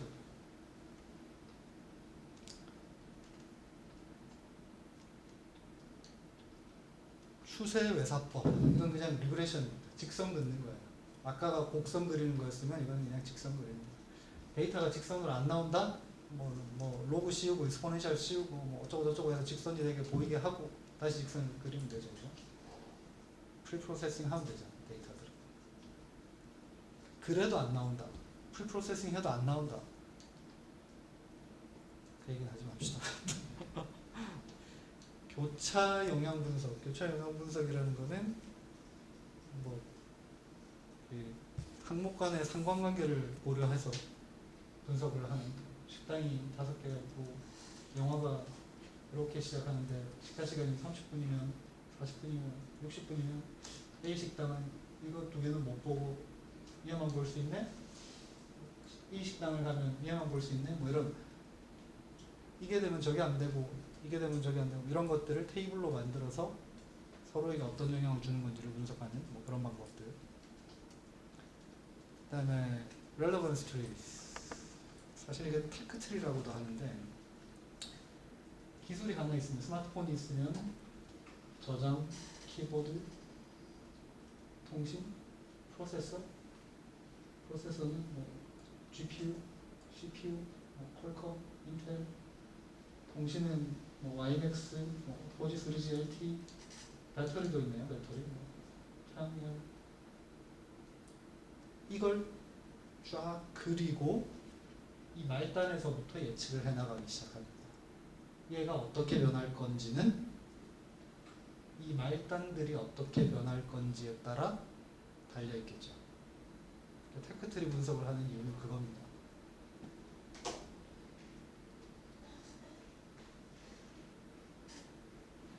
네, 그렇습니다. 예측 기간에 따른 분류.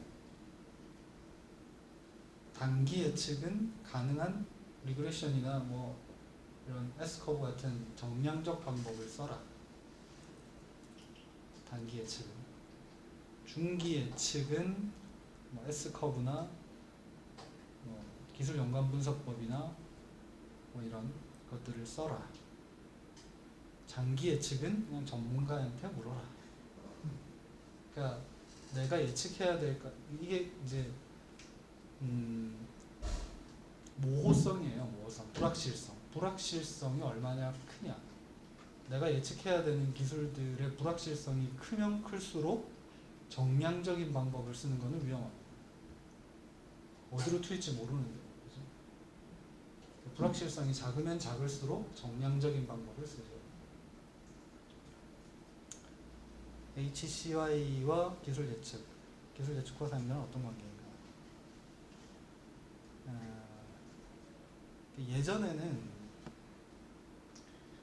예전에는 그 기술 시장을 엔지니어들이 끌고 갔어요.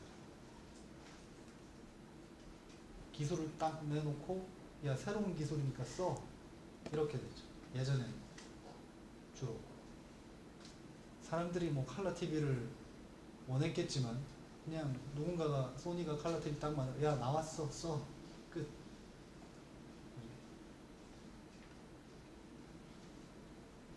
아이폰도 그랬죠. 생각해보면 어느 날 잡스가 뭘 하나 들고 나오더니 야 좋아 써 써보니 좋아 뭐 그랬었죠. 근데 그게 나오고 나서는 사람들에 의해서 그게 조금씩 변해가기 시작하고 있어요. 아까 얘기한 그 얼리 어댑터들, 이노베이터들 이 사람들이 실제로도 그 삼성전자 같은 큰 회사들은 그 유저들한테 굉장히 민감해요. 심지어는 뭐까지 하냐면은 그런 유저들을 모아서 막 브레인스토밍 시켜요. 이노베이터들 모아가지고 야 니네라면은 이거 어떻게 쓸래? 니네라면은 어떤 기능을 더 넣을래? 그런 쪽으로 가고 있어요. 이게 그 시간의 흐름에 따라서 그 얼리 어댑터, 이노베이터, 리드 유저라고 불리우는 이 사람들이 시장을 그래서 인플루언서, 그 뭐죠? 블로거 그 사람들이 시장에 영향을 미치잖아요. 실제로 사람들이 뭔가 물건을 구매하는 의사결정하는데 그런 인플루언서들이 영향을 미쳐요. 실제로 그게 점점 더 심해지고 있어요. 특히나 요즘 같은 1인 미디어 시대에 더더욱. 그래서 어떻게 보면 기술을 예측 여기 지금 이전에 그 사용자 예측이 없었잖아요. 그죠? 저는 이 기술 예측에도 사용자 예측이 하나 들어가야 되지 않나라고 생각하는 사람 중에 하나인데 사람들이 중요해지고 있습니다. 실제로 그런 인플루언서들이 실제 시장에 영향을 미치기 때문에 요즘 들어서 그럼 새롭게 알게 된 거냐? 아니에요. 제가 얘기했잖아요. 하늘 아래 새로운 건 없다고. MIT에 있는 에릭 폰 히펠 교수님이라는 분이 리드 유저라는 단어를 만들어냈죠. 시장을 얘네가 좌지우지하더라. 실제 얘네는 물건 나오기도 전에 설레발치는 애들이더라. 예전에도 그랬었어요. 요즘처럼 그 시장 규모가 폭발적으로 성장하고 미디어가 이렇게 폭발적으로 성장하지 않았지만 그 규모가 작긴 했지만 예전에도 이랬다고요. 그랬으니까 1986년에 히펠 교수님이 저 얘기를 하셨겠죠.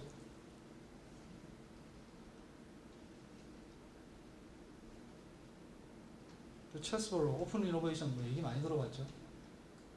기업들이 니네 개발할 때 니네 혼자서 쿵짝쿵짝 뭐 그 안에서 지지고 먹고 그래봐야 다 소용없어. 밖에 있는 애들이랑 같이 해야 돼. 그 밖에 있는 애들은 유저까지 포함하는 게.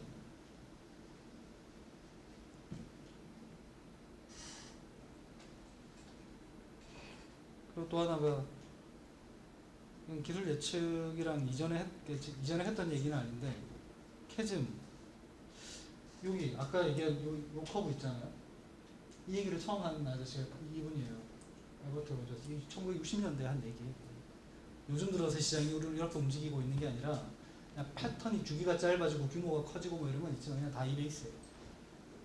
보니까 이 이노베이터 얼리 어댑터하고 이게 모조리티들 사이에 캐즘이 있던데 여기까지는 확 빠른 시간 안에 가는데 여기서 일로 넘어가기까지 시간이 좀 걸리던데 라는 현상을 본 거예요.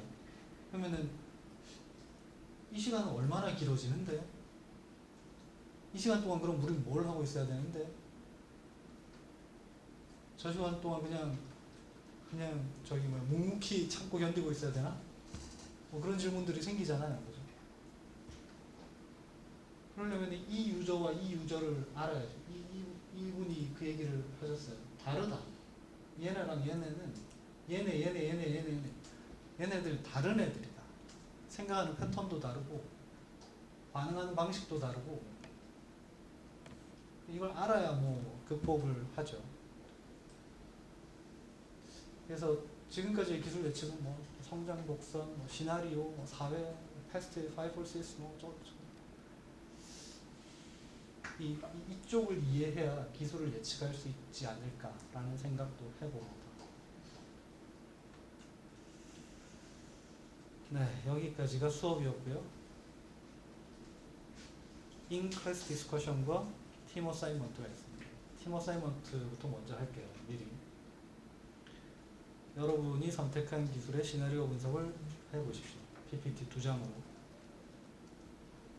여러분이 선택한 기술을 이용한 제품이나 서비스가 이미 만들어지고 있다고 가정하고 아까 말씀드린 그 시나리오 기법 1번, 2번, 3번, 4번, 5번, 6번까지 얘기했죠.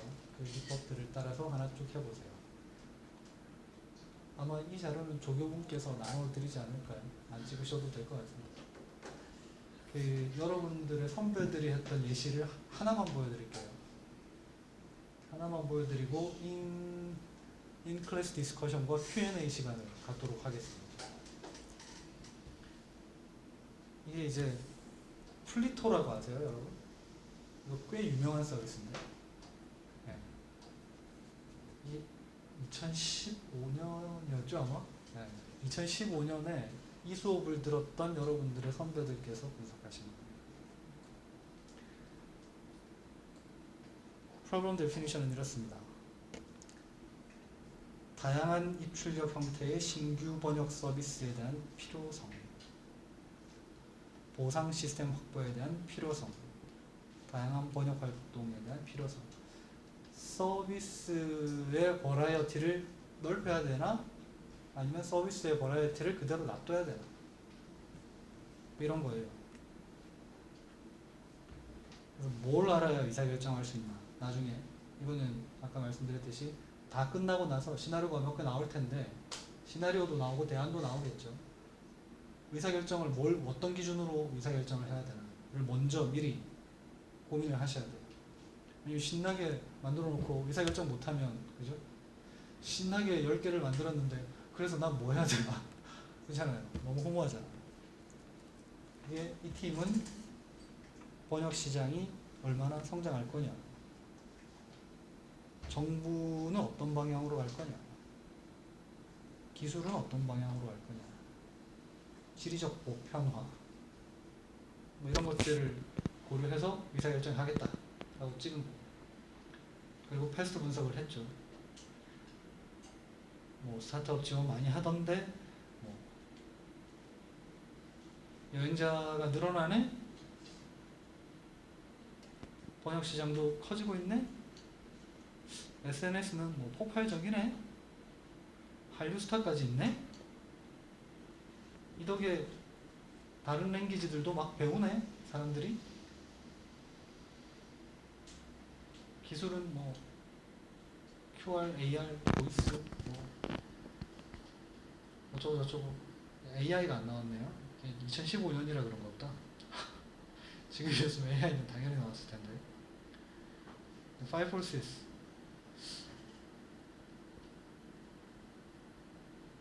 이 당시만 해도 플리토가 지금처럼 아주 메모드는 아니었는데 꽤 규모가 있는, 꽤 나름 아는 사람은 아는 진입장벽을 고려했을 때 뭐 약간의 지배적인 위치는 있다고 볼 수 있겠네. 그래서 신규 진입 크게 걱정 안 해도 되지 않을까? 뭐 이런.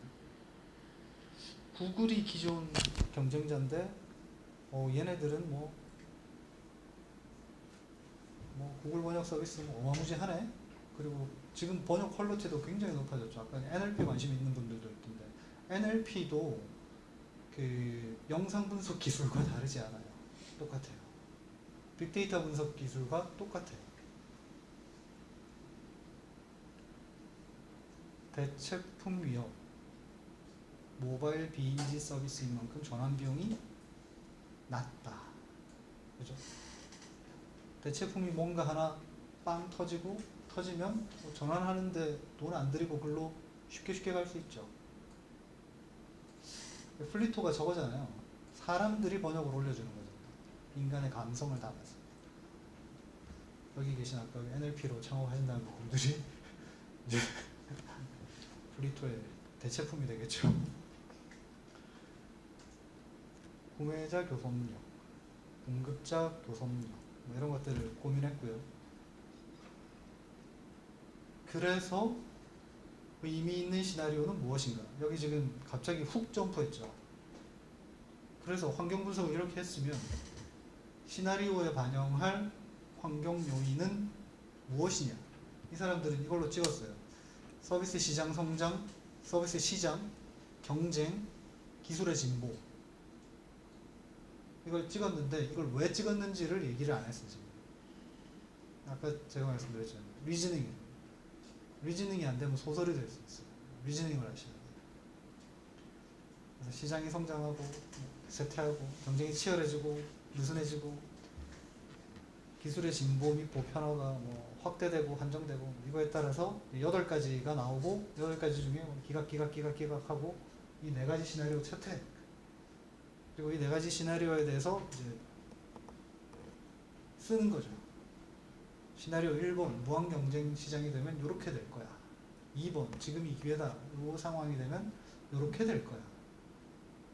그래서 우리는 어떻게 해야 되는데 아까 얘기한 서비스 다양화를 해야 되나 말아야 되나 한다 안 한다 국가별로 최적화 뭐 어쩌고 그래서 우리는 대응 방안을 뭐 한 이렇게 한 8-7개쯤 뭐 생각해 볼 수 있어.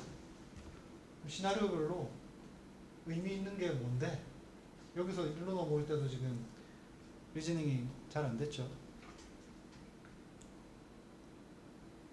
시나리오 1번으로 가면은 예. 이 팀은 하나를 더 했어요. 수업 시간에 없는 코호트 분석. 코호트 분석 아시는 분? 조사원 다 나와.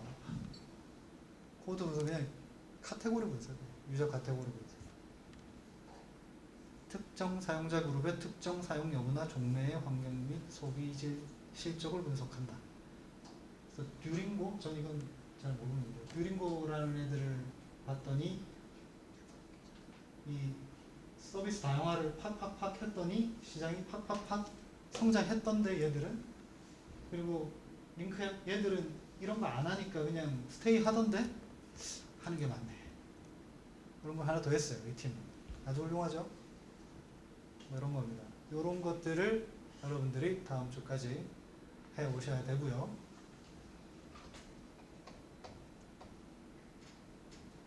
인 클래스 디스커션.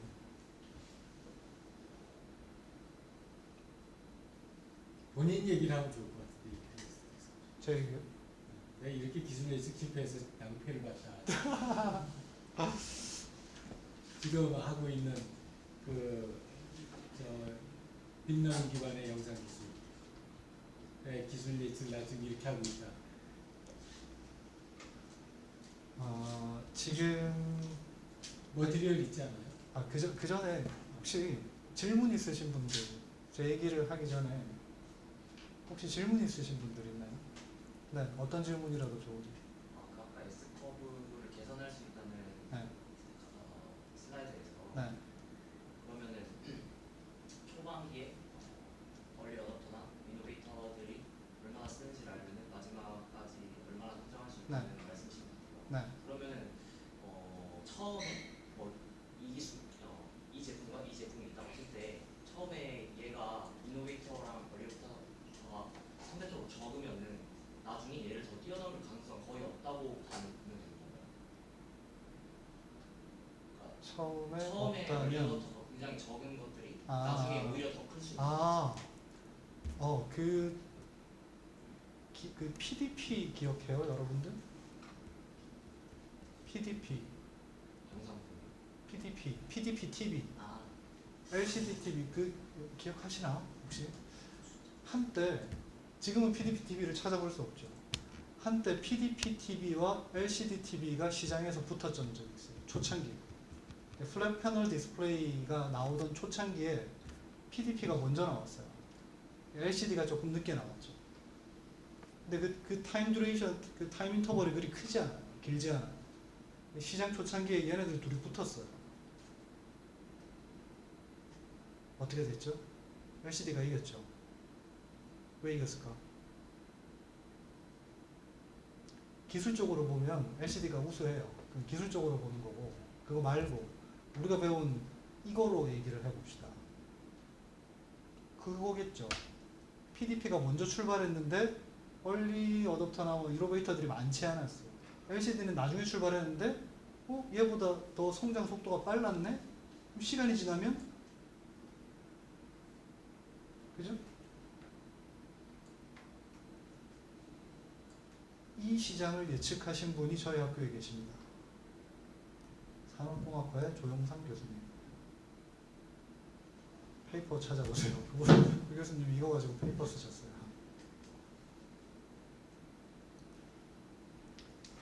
또 근데 질문에 대한 답이 충분히 됐어. 됐나요? 질문에 대한 답은 뭐냐면 내가 약간 패러프레이즈를 하면은 그러면 초반에 얼리 어댑터나 이 멤버들이 네. 적은 서비스는 네. 나중에 잘해가지고 그걸 갖다 극복할 수 있는 방법이 없냐? 네. 뭐 이 질문 아니에요? 네, 맞습니다. 죄송합니다. 제가 질문에 글쎄요. 그거에 대해서 뭐라고 쉽게 답할 문제는 아닌 것 같아요. 왜냐하면 워낙 변수들이 많잖아요. 예를 들어서 LCD가 출현 안 했으면 PDP는 그대로 계속 갔겠죠. 그리고 그 중간에 마케팅이 개입하기도 합니다. 기술의 완성도와는 무관하게 우리가 아주 잘하는 케이스가 비디오 테이프 그거 있잖아요. 그죠? 마케팅이 작용하기도 해요. 그래서 이길 수 있는 방법은 없냐? 이거에 대한 대답은 어쩌면 근데 그 질문하는 그 궁금한 점은 뭐지? 왜 그 질문을 하는 거죠?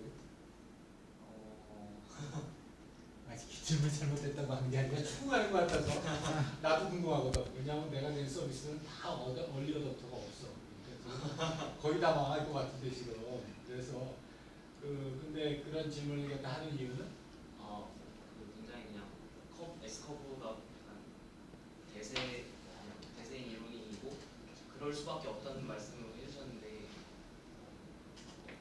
예외가 있었으면 좀 좋겠다는 마음에서 그걸 극복할 수 있는 게 이걸 거예요. S커브도 아까 대체품이 나오면서 다시 새로운 S커브가 시작된다고 말씀드렸잖아요. 그 새로운 S커브가 시작된 게 이거거든요. 딱 예를 들면 이런 거죠. 모바일 프로세서. 얘가 CPU고 얘가 모바일 프로세서라고 가정해 봅시다. 시장이 다른 곳에서 출발했죠. 그죠? 시장이 다른 곳에서 출발했으나 얘도 계속 좋아지고 있죠. 그리고 모바일 프로세서가 얘를 언젠가는 뚫어낼 시점이 오면 그럴 수도 있잖아요. 스마트폰 하나가 들어가 있는 CPU가 PC 안에 들어가 있을 수도 있잖아요. PC는 없어지고. 그렇게 되면 PC 안에 있는 CPU는 또 서버로 갈려나? 그럴 수도 있겠죠. 그러니까 다른 시장에서 시작해요. 그렇게 돼요. 다른 시장에서 꾸준히 이 패스를 따라가요. 인텔이 아톰 프로세서라고 출시한 거 아시죠? 혹시 아시나요? 그 아톰 프로세서가 왜 나왔냐면 ARM이라고 아세요? ARM? 지금 여러분들이 쓰고 있는 스마트폰에는 다 ARM 베이스 CPU가 들어가 있어요. ARM이 모바일 시장에서 워낙 크게 성장을 하고 있고 성능도 계속 이렇게 쫓아오고 있으니까 ARM이 실제 그 일도 했어요. 서버향의 ARM 아키텍처 디자인도 했어요. 실제로. CPU도 나왔고. 그때 인텔이 크리스텐센 교수를 찾아갔어요. 아까 이 Disruptive Innovation이라는 이론을 만드셨던 이분. 하버드 대학에 계신 전 세계에서 가장 유명한 컨설턴트.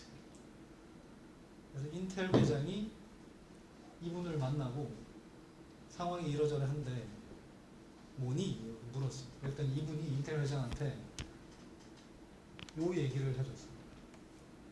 크리스텐센 교수가 제가 보기에는 시간이 지나면은 ARM이 아마 난리칠걸요? 인텔의 회장이 고심하다가 우리도 모바일향 아키텍처를 출시해서 ARM을 밟는다. 라이트한 모바일향이 아니라 모바일에서 PC로 넘어오는 딱 초입 단계에 있는 제품군들. 아주 라이트한 CPU. 그게 아톰 CPU. 그렇게 해야 되겠죠. 유저군을 바꿔야 될 수도 있어요. 게임이 안 되면 이 바닥에서 안 되면 다른 바닥에서 놀아야지.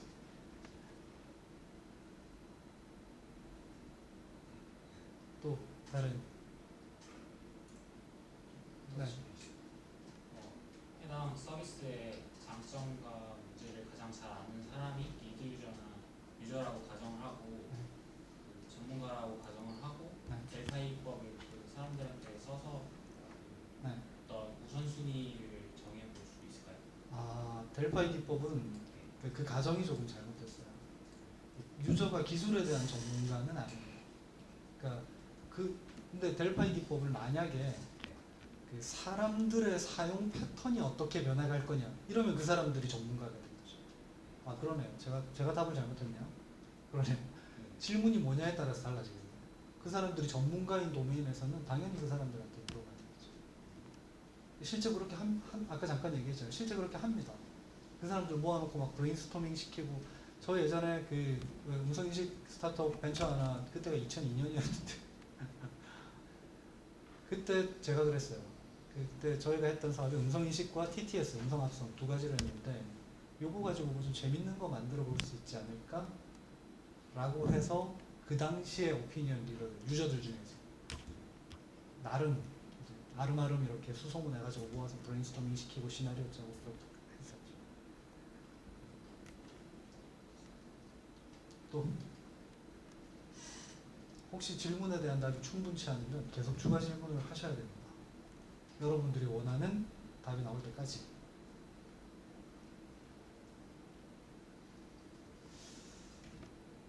질문이 없으면 아까 교수님께서 얘기하신 제 얘기를 잠깐 해볼까요? 기술 예측 AI로 얘기를 해줄 수 있으면 좋을 것 같은데 AI 쪽 그냥 지금부터는 그냥 저거 없이 그냥 편하게 얘기를 해봅시다. AI 기술이라는 게 저 얘기를 해볼게요. 제가 왜 삼성전자로 나왔나? 교수님이 그저 회사 좋아요. 삼성전자 회사 좋습니다. 한 10년, 15년 전까지만 해도 그리 썩 좋은 회사는 아니었는데 지금 삼성전자는 제가 보기에 꽤 좋은 회사예요. 제가 작년에 삼성전자 나왔거든요. 좋아요. 회사 좋습니다. 여러분들 저는 레커멘드 해요. 가시라고. 정말 좋은 회사. 많은 걸 배울 수 있어요. 장단점이 있겠지만. 제가 삼성전자로 나온 이유는 하나예요. 기계학습 시장의 가능성, 그 다음에 시장의 반응, 시장의 성장 속도, 뭐 이런 거예요. 제가 보기에는 기계학습 시장이 처음 열렸던 해가, 물론 그전에도 기계학습 뭐 있었지만, 실질적으로 시장에 새로운 기술의 에비던스를 보이고, 시장이 막 열리는 타이밍이 언제였냐면은, 2015년, 16년 요때예요. 2015년도 좀 빨라요. 2016년 요때. 그전에는 기술에 대한 각광이 있었죠. 언론들이 막 AI가 모든 걸 다 할 수 있다는 둥, 뭐 예술을 한다는 둥, 뭐 어쩌고 저쩌고 뭐. 그거는 기술에 대해서 아무도 모르는 기자들이 그냥 말 그대로 소설을 쓴 거고요. 그 소설 말고 실제로 시장에 에비던스가 보인 거는 제가 느끼기에는 2016년, 17년 요때예요. 얼마 안 돼요. 불과. 지금 워낙 기사들이 막 AI 하되고 하니까 그렇지 실제 시장에 전개되고 시장이 받아들인 거는 얼마 안 돼요. 그 얘기는 앞으로 무궁무진한 시장이 있다는 얘기죠. 언제 제가 여러분들한테 그 AI 기술의 실체에 대해서 말씀드릴 기회가 있으면 참 좋겠는데 제 생각에는 여기 지금 통계학과 계시는데 좀 미안하긴 한데 여러분들의 일상생활과 산업 백그라운드에는 다 통계가 자리 잡혀 있어요. 딥러닝 기술이 발현되기 전까지는 모든 기술이 통계라고 보셔도 돼요. 그냥 통계예요, 다. 음성인식도 통계고, 반도체 기술도 통계고, 다 통계예요. 근데 저는 개인적으로 그렇게 생각합니다. 그 모든 통계의 백그라운드가 다 딥러닝으로 바뀔 거예요. 시간의 문제라고 저는 생각해요. 그 시작이 2016년, 17년이었어요. 제가 느끼기에. 인공지능에 4대 천왕이 있는 거 아세요? 아까 교수님 말씀하신 제프린튼 교수님, 토론토 대학의, 몬트리올 대학의 요슈아 벤주어 교수님. 세 번째가 스탠포드 대학의 앤드류용 교수님. 이분이 지금 스탠포드 대학을 나와서 사업하고 있죠. 다섯 번째가 뉴욕 대학교의 이안 루큰 교수님. 이안 루큰 교수가 제프 린튼 교수 제자일걸요. 제가 알기로는. 이안 루큰 교수가 그 얘기를 했어요. 작년이었나? 그 우리는 아직 인공지능이 보여줄 수 있는 것의 5%밖에 못 봤다. 시장에 5%가 깔렸다는 게 아니고요. 인공지능이 할 수 있는 일의 5%밖에 못 봤다. 인공지능이 기술이 지금 세츄레이션 돼가지고 뭐 이 상태가 아니에요. 제가 보기. 이제 막 시작하고 있는. 근데 워낙 이 기술의 발전 속도가 빨라서 마치 뭔가 모든 게 다 된 것처럼 보이지만 아직까지 우리는 5%밖에 못 봤다고 합니다. 그리고 시장이 반응한 거는 그보다 훨씬 적을 거예요. 그래서 저는 이안 루큰 교수님의 말을 믿고 삼성전자 퇴사하고 그렇습니다. 근데 실제 제가 그래요. 제가 삼성전자 나오고 처음 한 일이 뭐냐면 프레젠테이션 자료를, 세미나 자료를 만들었어요. 인공지능 기술이 뭐며 얘를 가지고 무엇을 할 수 있어. 얘를 하려면 어떻게 해야 되는지. 이걸 만들어서 이제 고객사들을 일일이 찾아가서 발로 뛰면서 세미나를 했죠. 이게 뭐고요? 이걸로 뭘 할 수 있고요? 이걸 하려면 이렇게 하면 됩니다. 그러면 이 정도까지 얻으실 수 있을 거예요. 이걸 보여드리면 여지없이 리스판스가 와요. 시장이. 제가 생각했던 것보다 시장의 반응이 훨씬 더 액티브해요. 지금. 그러니까 제가 잘못됐을 수도 있죠. 근데 여기서 한 가지 이제 제가 아까 그 5forces 중에 경쟁력이 있잖아요. 내가 얼마나 경쟁력이 있는가. AI 기술에 있어서 내가 얼마나 경쟁력이